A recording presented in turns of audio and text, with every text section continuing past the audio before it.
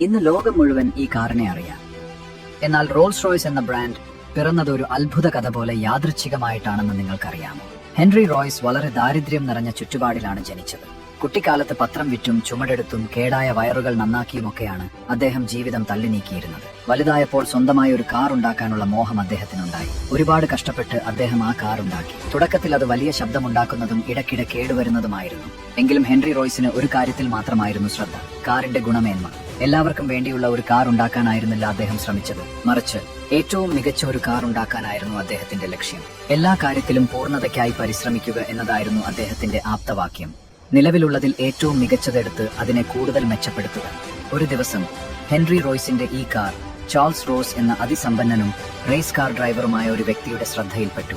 ആ കാർ ഓടിച്ചു നോക്കിയ ശേഷം റോസ് പറഞ്ഞു, "ഇതാണ് ഞാൻ ഇതുവരെ ഓടിച്ചിട്ടുള്ളതിൽ വെച്ച് ഏറ്റവും മികച്ച കാർ."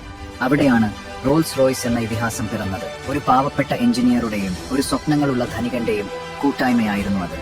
വർഷങ്ങൾക്ക് ശേഷം റോൾസ് റോയ്സ് രാജകുടുംബത്തിന് വാഹനങ്ങൾ നൽകുന്നവരായി മാറി. ഇന്നും ആ ബ്രാൻഡ് കുറ്റമറ്റ അഭിരുചിയുടെയും കാലാതീതമായ ഗാംഭീര്യത്തിന്റെയും പ്രതീകമായി നിലകൊള്ളുന്നു. റോൾസ് റോയ്സ് വേഗതയെക്കുറിച്ചുള്ളതല്ല, അത് നിശബ്ദതയെക്കുറിച്ചാണ് സംസാരിക്കുന്നത്.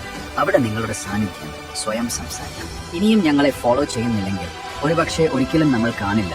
പക്ഷേ നിങ്ങൾ ഫോളോ ചെയ്യുന്നുണ്ടെങ്കിൽ കൺഗ്രാറ്റുലേഷൻസ്, നിങ്ങൾ ഓരോ ദിവസവും വളർന്നുകൊണ്ടിരിക്കുകയാണ്.